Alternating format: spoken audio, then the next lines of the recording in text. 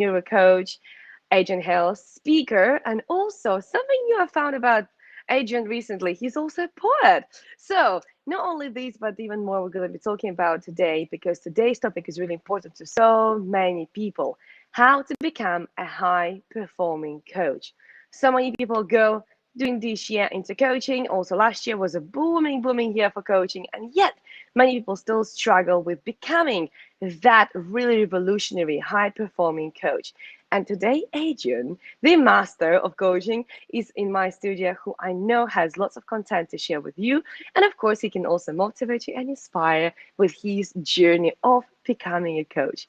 Adrian, I'm so happy and delighted to have you back in my studio again. Thank you for coming. Cheers, Olga. And I think the definition of a high performing coach really is about being able to work in all these different environments. Oh, yes. I'm stuck Oh, in the yes. I'm in the UK, and you change your environment every kind of like few weeks. So I I think know. like the ability to be international is definitely something to consider as a coach, and also the importance of working in all these different lovely environments and still be able to build your business virtually. And that I think that's a really interesting point we could probably start on. Is that wow, coaching used to be face to face. It used to be in you used to rent little rooms to do your sessions. You used to go out to your clients' premises, but now you're going to have to be more creative as a coach because you're now coaching using Zoom, using stuff like this. So that's where kind of more creativity as a coach will come in. So it's using and being able to use technology because, as I said before, everything's face to face, and now you've got that transition to going online. Like you're using Restream now, got all these great technology to bring learning to people. So that's very important, I think, as a new coach to get yourself familiarized with what technology you're now using. Absolutely, absolutely. And that probably is one of the traits which very often coaches are missing out. Although nowadays we have so many ways of different technologies, so many ways of contacting, being in touch with people, being in touch with your clients, that is easier than ever go into this profession. But somehow that also is a downfall because it is so easy to do our profession, because it's so easy to do what we do in terms of technology. Like I used to have an office for 15 years, and during the lockdown, I was thinking, well, do I even need the office? Maybe I don't. And that was such a challenge for me, right? Because my Yeah, 15 years of my life I spent in the office. And, I loved my office. That was my woman cave. I loved coming then. Clients loved that space as well. And then when I gave notice to my landlord, I was feeling like, oh my God, something gonna be missing from my life. And I'm gonna have the office. And that was like my safety box. And I realized, whoa, that was so liberating. So I must say, before the lockdown, before the COVID-19, people probably were looking to like, you don't have an office, all right, okay. Now it doesn't really matter. And that's why so many people go into coaching thinking, well, all I have to do is just speak. All I have to do is just to call my client or to jump on a Zoom. I yeah, can be a coach. No, no, no. If that would be that easy, probably everybody would be a coach, but it's not like that. It's a bit more challenging, and yet it's possible. And I must say, that probably is the most unique journey and the yeah. most fantastic journey of becoming a coach. So, Adrian, what would you say are maybe your own experiences from your own life story were the most, I would say, challenging points of your transitioning from Yeah. full-time career to being a coach? Because everybody has different journey, but what were your most challenging points that we can educate people on? Don't do these, do that. That's it. Yeah, I think when I found a better way, we'll call it, when I left my corporate role, I found a better way. And up until that point, I'd done loads of qualifications, loads of practice, Olga. And I was, in terms of the art of coaching, that was really easy for me because I'd invested a lot of years learning the art of coaching. But now all of a sudden, um, I'm out in the real world, no team, no security blanket, just going for that. And that's one of the approaches, obviously, that we can do as coaches. We have different bridges that we can use, and I'll go through those bridges throughout this call. But my bridge was I left the corporate world, found a better way, had some savings in the bank, and kind of just hedged my bets, been confident, and started then getting out and speaking to people face to face, but not really with any kind of idea what I was doing, just using my enthusiasm, using my ability to influence and connect with people. And just got out and booked as many meetings with people that I've met over the years and just sat these meetings and just found out what they were doing. And then all of a sudden, someone asked me in a corporate to come and do a talk. So I wanted to do this talk, and then they employed me to come in to do the coaching. I ended up doing quite a lot of coaching for about 2 or 3 months. And at that point, I was like, wow, this is going really great. And I've worked it all out. And then all of a sudden, the rug got pulled underneath me because everything, at that point, then I didn't have a repeatable system to go back and go, okay, this is how I did it, because I was just using it on pure enthusiasm. And then I had that moment of realization where my coaching business kind of dried up. I had pretty much no money in the bank, and I was sat at having eating a Tesco meal deal on the curb. It was sun shining. I had, I was just sat there like pretty low, eating a Tesco meal deal, pickled onion monster munch. And I said to myself at that point, is like, it was a transition point. I'm either going to go back and get a job, or I'm going to take this seriously. I'm going to be a professional coach. And I had that decision point. And it's like, I'm not going back to get a job because I'm here for a reason.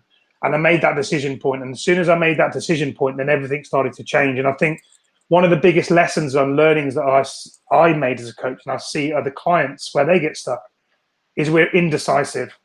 So indecisiveness becomes a part of the norm. We can't choose, we can't decide, and mainly because of fear of failure, maybe because of fear of judgment, maybe because of fear that we'll get it wrong. But if we don't decide, we don't take action, those fears still exist anyway. So it's like, you have to get yourself to a decision point where enough's enough. And I got to that point. And then as soon as I decided to become a high performing coach, actually to really take this seriously, that's when it all started to change for me. And that's when the whole, my coaching business started to turn around. I love that. And my favorite part, I must say, Adrian, is I decided to be a high performing coach. And I must say, Yeah. this is the most important time of our lives. Doesn't matter what you will decide to do, whether you will decide to do a profession, whether you will start to do your own business. It is the moment of decision, that particular moment when your destiny gets shaped. But the thing is, we have to learn how to decide Yeah. and stick to that.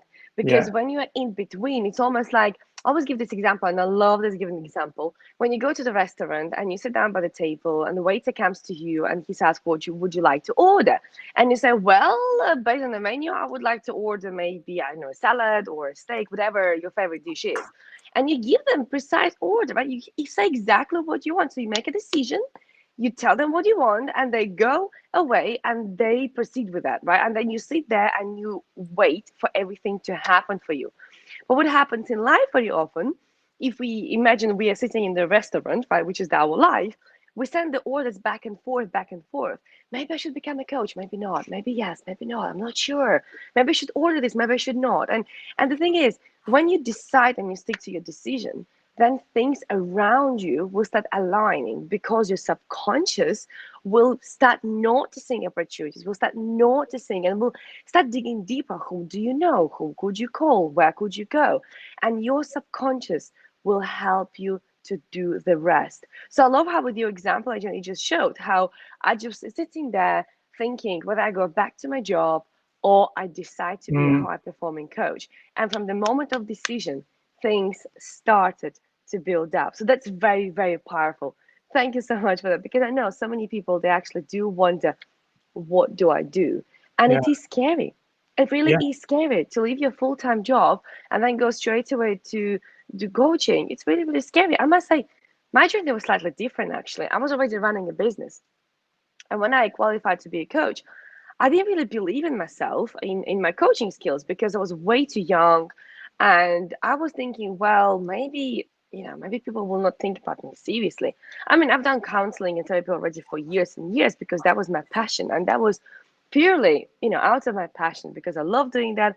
I didn't know you can monetize that. It was just my passion. And I was in forever learning about coaching techniques without realizing I can't be a professional coach, as in you can charge for that.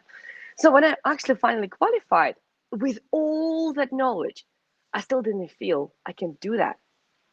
And until one day, I remember when I moved to another city, that happened then when I realized, well, do I want to reciprocate to copy exactly what I've done before, or do I want actually now to step up for my career and actually do what I'm really passionate about?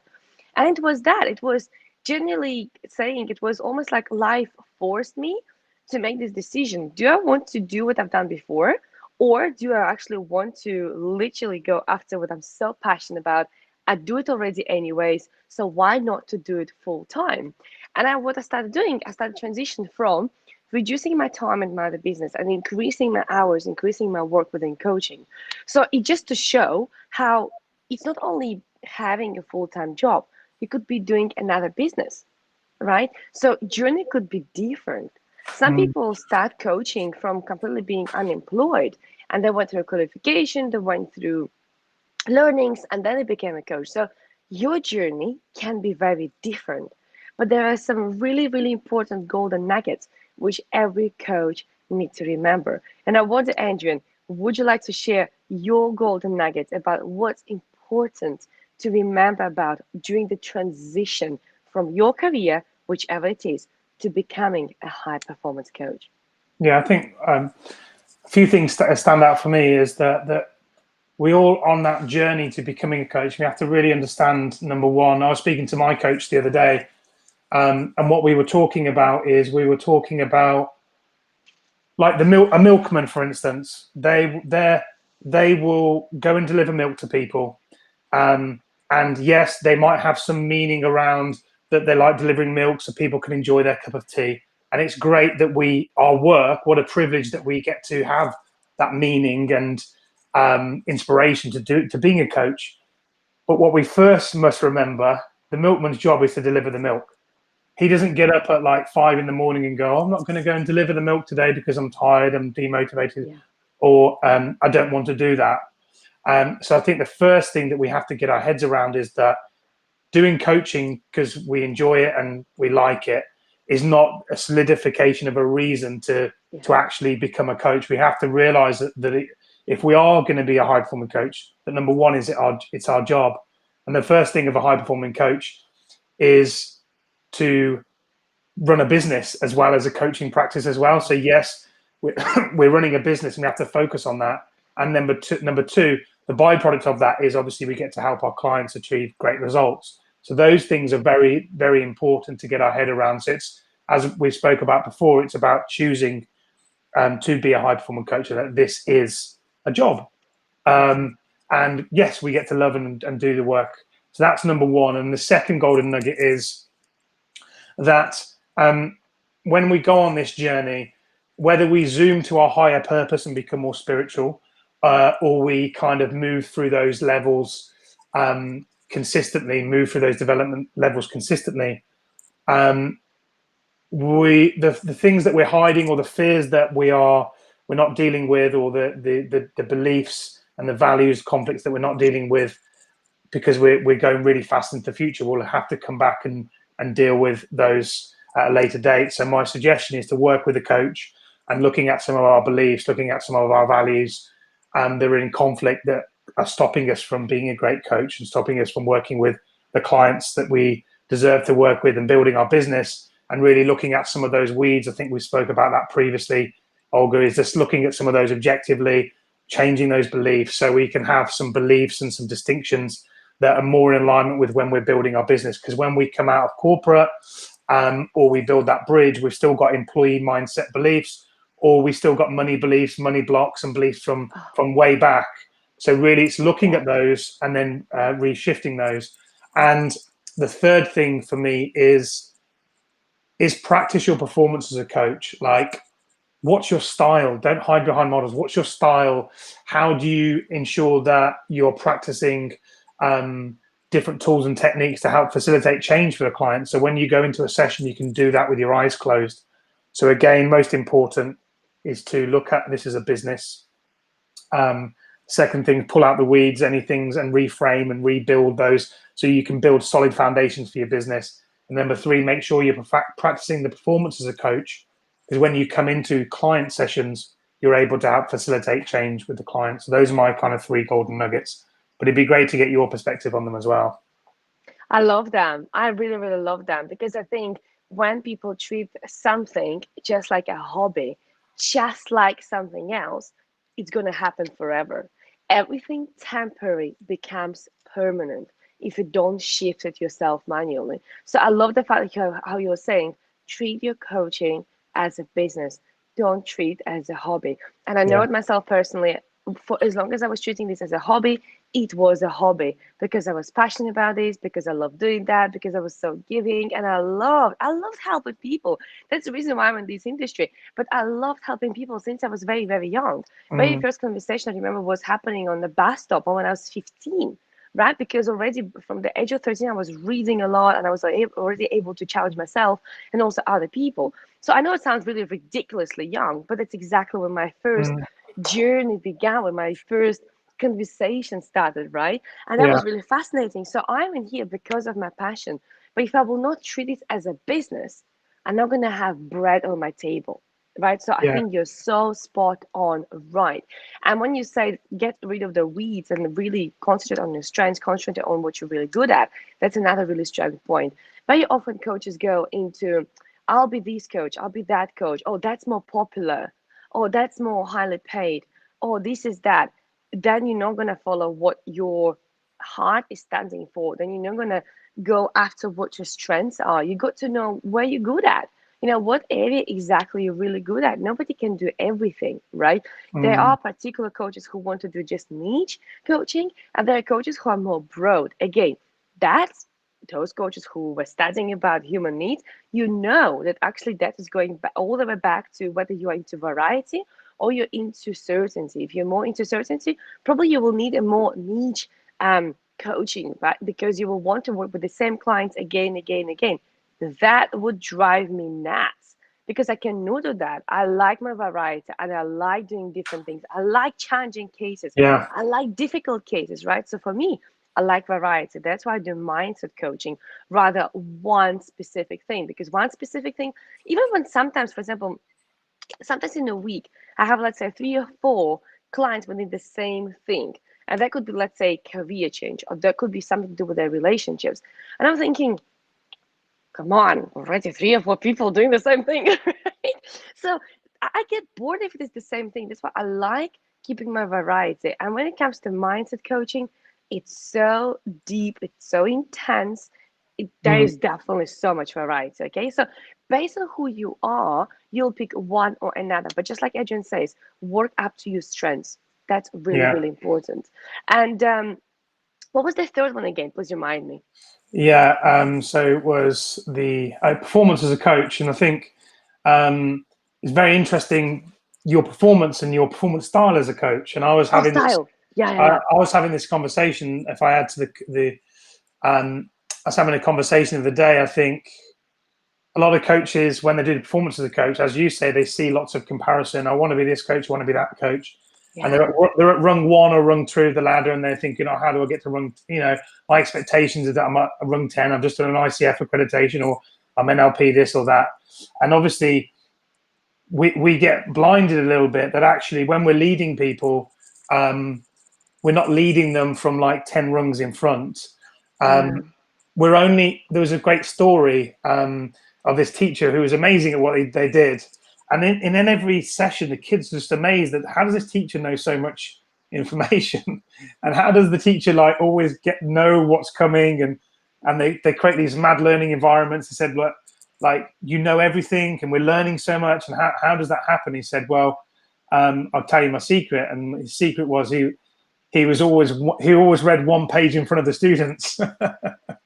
And I I think love that. as coaches, I was speaking to a coach of the day, and they would go, they were quite stressed and like, oh my god, how do I create this coaching business, and people they won't want to work with me and all this kind of stuff. And I said, well, people that you work with, start where you are with what you have. People that you Yeah. work with are going to be one page behind you, and the people you Yes. learn from are going to be one page in front of you. So start with those people. And they had this huge kind of moment of like release. Oh my god! And start where I am.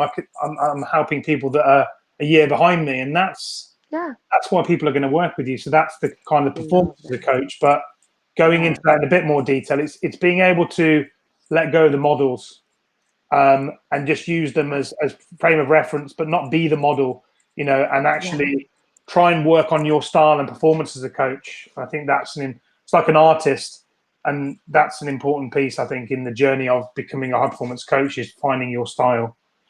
I love that, and I definitely agree with you here. It's almost like driving style, right? You get Yeah, driving license, and driving licenses are identical in the same country. Millions of people have the same identical cards, yeah, giving you permission to drive the car. And cars are very, very similar, but everybody drives differently. You learn a way how to drive safely, and then you learn how to drive by yourself, and you develop your own driving style. So the same with the coaching, you will learn basics, you will learn more if you choose to, and I would definitely suggest that you learn more, but eventually you will develop your own coaching style. And I would say here, I would like to add my tip is definitely listen to yourself, listen to your heart, and work up to your other gifts as well, combining them with coaching knowledge, because there's so many people who are very highly intuitive. For example, for years, I didn't really trust my intuition because I didn't feel I can use it in my coaching.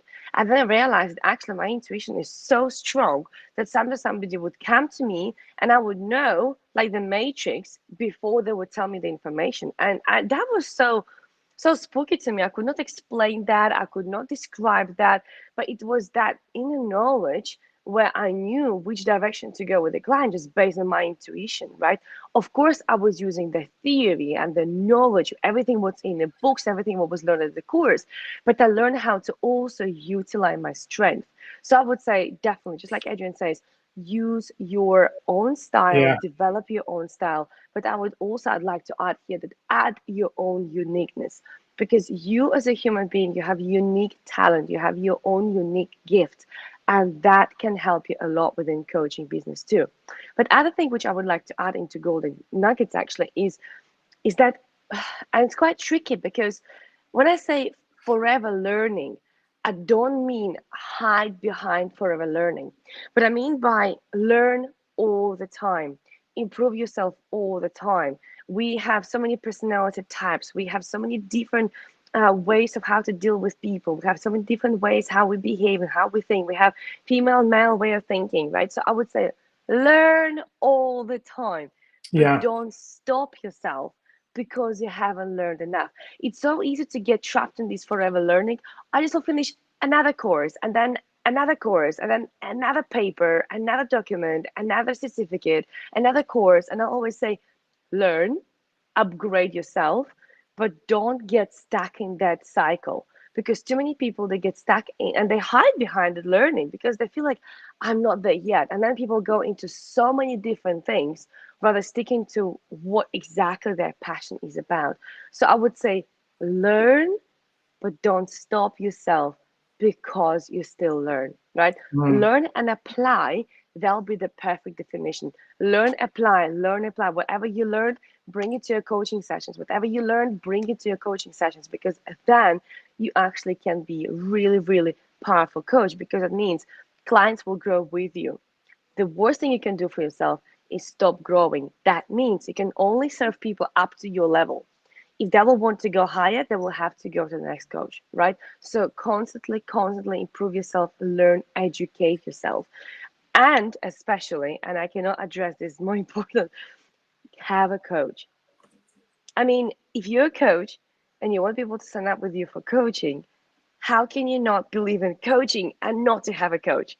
That's almost like working BMW but driving another car, right? Come on, you got to really do what you sell, right? So if you believe in coaching, then get yourself a coach. You will have transformations, you will have breakthroughs, you will have so many changes within yourself. So imagine from that spot serving your clients when you were uplifted, when you were challenged, when you had your own revelations, then you come back to your clients, and from that fresh spot, you serve them. I Mm. cannot tell you, Adrian, how powerful my coaching is becoming from year to year to year because of my own coaching with other coaches as well. It's just incredible. Do you find the same? Yeah, I think the most important thing is when you're choosing a coach, and you see this a lot in corporate, and I see a lot of mistakes being made, that they pick a coach, or a coach would pick a coach based on somebody that's going to make them feel good. And yes, Oh, yeah. there is an element of encouragement. Yes, there is an increment of inspiring other people and helping them be more confident. But if you're going to pick a coach just for that reason, then I would suggest that that's not the best reason to pick a coach. I'd say it's a combination between both. You've got to have someone that you can learn from, has been there, done it. Number two, you've got to have a coach that's going to challenge you a little bit, but that's also going to inspire you as well and make you feel encouraged. So it's a combination between both. And one of the most important things from, I'm just trying to think what you kind of were saying, Olga, is yes, that's important to have that level of coach, but also I think it's important from a coaching performance perspective is that when people are coming into coaching, that they learn very basic skills like how to be present, how to be grounded, how to prepare before a session. All these things are really, really important. And that's what a good coach can help you, not just with the challenging you on what you said is important and your priorities, but also help you with the performance art of coaching. Because when you go out there and start working with clients, all types of fears are going to come up. Your fears, their fears, and how do you then balance and how do you manage that and how do you develop and grow people? Yeah, that's a really important piece. That's very true, very true. And also, I would like to add here, before we finish off, because we agreed with you prior to the show, we're going to keep it to 30, maximum 40 minutes. So before we go, I would like to hear from people. Do let us know where you're based, where you're located right now. We're going to share with Adrian as well in a minute. And also, just to let you know, today we're speaking about how to be a high-performing coach, right? How to make the transition from whatever career you're doing or business to becoming a coach. Both of us with Adrian, we are coaches, we're also speakers. And today, Adrian, he's bringing his expertise into my show to talk about how to become a high performance coach. So, Adrian, before we move on, and I will share my third tip, would you like to share where you're based just so people can relate to you? And Yeah, maybe you can meet them for a walk at some point. yeah, I'm based in London, so southwest London, kind of not far. I'm trying to think where's the closest place. Yeah, not far from kind of Putney Way, that type of area of the world. So I'm based there. Wonderful. I'm doing my work online. And what me and Olga have really been talking about is how you make that bridge to becoming a coach. And I think my biggest advice from what I'm speaking to Olga is, look at where you are right now and look at like a time period. Yeah. You have different. We can just bring this out. You have different ways now to do that. You can either build a coaching business around your full-time job. You can either make the leap and rely on your savings like I did, or you can get a part-time role and start building a full-time coaching business, or you can invest in the coaching program and just get other people, like-minded people, to support you and challenge you. These are all different ways that you can kind of build that coaching business. And yeah, and as we said, start where you are. Start working with people who are one page behind you, because that's who you're going to be more confident teaching. So that's really important piece. But I'm in London. I don't know where Olga is. She's usually in some kind of faraway land. Currently, yes. Currently, yes. Currently, I am in Canary Islands, Gran Canaria, and it's beautiful, beautiful here. It's sunny. Well, it's been cold. Last week was really cold. It was about 18 degrees, 17, 18. And I know it sounds really bizarre how it can be cold. Trust me, after spending months and months here around Canary Islands, because I went to Lanzarote, then Fuerteventura, then I came to Gran Canaria. Trust me, it feels really cold. So when I Yeah, arrived, I saw these people wrapped up in coats and wearing jeans and hoodies. I was like, oh my God, you crazy. I'm wearing shirts and flip-flops. It's so hot. Now I'm like, okay, today's a bit warm. It's like 22 degrees. But last week was really cold. I was like wrapped up in a hoodie, jeans, looking at these tourists thinking, shirts and flip-flops. Probably just landed. You probably just landed. I'm cold. So yes, but actually the coaching, my passion for coaching, that's exactly what me here, because I realized I don't need an office. I work with clients from around the world already via Zoom. I was doing this for years already. So for me, lockdown was very, very, I would say probably even helpful in these terms, because I just packed my house, decided to go traveling, and here how I ended up in Canary Islands. Never heard of Gran Canaria before. Here I am right now. But I must say, partially, not probably partially, probably 100%, but I would say partially, I need to definitely recognize my own journey of coming here was because of my own ability of walking the talk. And that's exactly what is the third tip I would like to add to those people who are transitioning right now from whatever they do, business or career, into coaching. Learn how to walk your talk, right? If you are, let's say, confidence coach, if you're mindset coach, if you're whatever else coach, then start with yourself, right? Because I always give this example. You can't give an apple if you don't have an apple. It's not about being perfect, right? Nobody's perfect. You're on a life journey, and you're on Yeah. a life journey of self-discovery. But Adrian, I met so many, unfortunately, people who are saying, I'm this coach, I'm that coach. But you have a conversation with them, and even their conversation is contradicting what they're doing, right? I read so many descriptions of people. I am allowing people live limitless lives, and then when I speak to them, they don't live limitless life, right? They Yeah. actually are very, very limiting themselves. So I Yeah. would say, I know you want to put yourself this amazing tagline, this beautiful, beautiful name next to yours, and it's all good. Okay, you want to be there. But in that case, challenge yourself. And that's why having a coach will help you to get there. Because you, as you know, as a coach, if everybody would be able to self-coach themselves, we will not need a coach, right? So therefore, walk your talk, work on yourself constantly, right? Mm, You are never ending project. You're not broke, but you are never ending project. Yeah, you are in your transformation all yeah. your life. It doesn't mean you cannot serve clients. Just like Adrian said, somebody is one page behind you, but please pay attention to your talk. Please pay attention to the way how you live your life. Please pay attention to the way how you behave, how you comment on other people's posts, how you appear on social media. It's not about being perfect. Again, I'm against perfection. I used to be Mrs. Proper, right? And I hated that. I absolutely hated that. So I'm not now being advocate for perfection.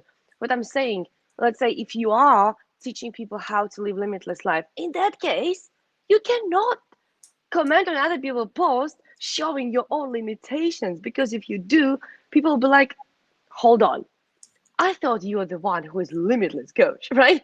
So be able to recognize your own patterns, your own behavior. If you cannot do it by yourself, which is quite challenging, work with a coach. But please, please walk your talk, because when you walk your talk, then you'll be able to be a high performance coach. Because then also your clients will say, oh my God, I so admire the way you are. Could you please coach me? Because I know you are the person to learn from. And I think this is the best compliment you can receive. And Mm, very often that's exactly how clients contact me. Olga, I love the way how you live. Olga, I love the video when you spoke about XYZ. Could you please coach me? I love it. And in majority of cases, don't even ask me how much is my coaching services. They just want to work with me. But that's because I walk my talk. So I would say, please walk your talk. Again, don't stop yourself. You're not broken. I want to address this because I don't want people to think, oh my God, I'm broken. I can't coach. You can, but yeah. please walk your talk. So, what do you think about this, Adrian? Yeah, I think it's important to walk your talk and also to realize that, the journey is a reward. It's part of the journey. There is no destination really. It's like they say there's a light at the end of the tunnel, but the light is the tunnel. It's like pretty simple. It's like, when you engage in this process of becoming a coach and you start working with people and go on this kind of journey, you have to realize that there's going to be ups and downs, and that's the nature of the journey. There's going to be places that you familiar. There's going to be things you learn about coaching that you're like, oh, I already have that skill, or maybe this bridge isn't too far. And then there's going to be sometimes when you're going to be in uncomfortable places or places where are a bit more uncertain. And I think the most important thing is to have somebody that's been there and done that, or you've got to have a community or a team around you that can help guide you on that place as well. But I think one of the most important things that I can say, one of the biggest revelations for me is focusing on like the simple things. How do you ground your energy? How do you stay present? Those are the most underrated things as a coach. How do you create space for clients? How do you be okay? How would you be okay if I was doing a session with Olga now and I was quiet for 5 minutes, didn't say a word? You've got to be okay at that level, because that's really creating space and being grounded. And there's a lot of ungrounded coaches, and what that means is that the coaches will be like interrupting, asking loads of questions, bombarding the client, not able to hold the space. And for coaches, my biggest tip is to go and learn how to ground, how to stay balanced, how to hold space, how to not say anything. I agree with you. And Adrian, you're so right here because when coach is not capable to hear within listening, this is exactly when they're missing out on information. And very often you don't even need to ask that many questions. Because if you ask the right question and then give the space for client, and I call it a ramble, if you give Yeah, a space for client to ramble, the client very often they will end up in their own circle. And all you yeah, have to do is just then challenge them and just work with them with that circle, right? Of their 100%. own thoughts. Exactly. So Adrian's so spot on. Well, everybody, as you could see, that's why I brought Adrian today because he knows what he's talking about. And Still it was learning, still wonderful, learning, wonderful from you. still learning. Absolutely. We all do. We all do. But this is what I mean. Every time I will learn something and I will bring it back to my coaching, I could see how bigger breakthroughs my clients would have. I would see how bigger impact they have. I would see how the other day what was really fascinating. I had a session with the client, we just had the session, and she's saying, okay, that was great. I've done this, I've done that, like, reflecting on the homework, because all my clients have homework. And then she said, Olga, I also done this. And she told me about her homework, which part of what exactly work on right now, which is the money mindset, I was going to give her this particular homework in that particular way. And what's interesting, because as you said earlier, because you ground yourself, because you connect with the client, you exchange the energies. Probably we exchanged so much because she came back and she did that extra homework, which I was going to give her in the most perfect way. I would just sat there like, wowzers. That was just phenomenal. And I was speechless. I was like, how did you manage to channel the same information what I was going to give you? And she was like, I don't know. So that was really, really powerful how actually this exchange of energy, this channeling, this Awesome. it's just phenomenal when you really ground yourself and you learn how to exchange, you learn how to connect. Your results as a coach will go to the next level. You will go through the roof, but you have to learn how to do that. So that's why let's go back to learning. The more you learn, the more you earn. I love saying this phrase because it works every time. It's not only in terms of money, it's not in terms of everything. In terms of everything, the more clients you get, the more trust you get, the more respect you get, everything. So the more you learn, the more you earn. I love repeating this phrase. Yeah, it's a good phrase. Wonderful. Well, Adrian, is there anything else you would like to share with our awesome audience today who are learning from us today how to transition from a full-time career or business into becoming a high performance coach from your side? I know you already shared so much content and I cannot Yeah. wait to post links how people can get in touch with you. But is there anything else you would like to share with people before we finish off? No, I just think like wherever we go in life, like August talked about lifelong learning and stuff, we're always learning every day, every minute, every week. And it's important to bring our attention to that, whether we're working with ourselves, our clients, or whether we're in organizations coaching. It's important for us to look at, what are we learning, and be able to reflect on that one question regularly. Because a lot of places, a lot of people think, oh, I'm not learning something. But actually, when we can reflect on what we're learning a lot. So that's Oh, probably a yeah, very important thing because then we're bridging the gap of learning rather than thinking, oh my absolutely. God, I'm not learning anything. 6 months have gone, I'm not learning anything. Well, actually, if you'd have reflected every week or every day or every month, you'd have probably found that you've learned a lot. And and 100%. that's important. Yeah, yeah, 100%. Wow. Well, thank you so much, Adrian, for being back in my studio again today. It was a pleasure speaking to you, and thank you so much for all your golden nuggets. I will definitely make sure I'll share links to your LinkedIn profile and also your podcast. Do you want to say a few words about your podcast, please? Yeah, it's just superhuman journeys. I've done a couple of episodes this year, but I'm picking it back up in the next few weeks.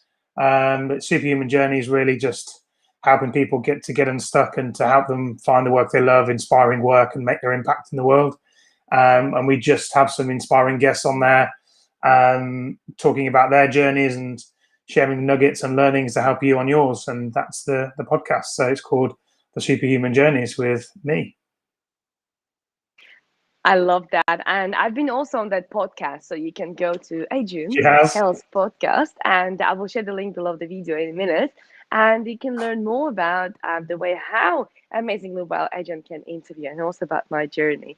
Well, thank you so much, everybody who joined us today. It was a pleasure to have you. And Adrian, thank you so much once more for your time. Before we go, I would like to say to everybody who's watching us, or if you watch us on the replay, by the way, tap replay if you watch us on replay. Please remember, following your heart, following your passion is the best gift you can give to yourself in 2021. Yeah. I think that is so important. So Yeah. thank you so much, everybody who was watching us. Thank you so much, Adrian, from the bottom of my Cheers, heart. Olga. Yeah, today we managed actually to get under an hour. This is like a record. Honestly, Oh, we'll 40 always give minutes. them We long. did it. We've done it. Hang on. 40 minutes, amazing, amazing. And thank you so much for your time. And I'll see you next month because those who don't know, we're going live with Adrian once a month. And next month, we'll bring you more valuable content. So thank you so much. Take care and have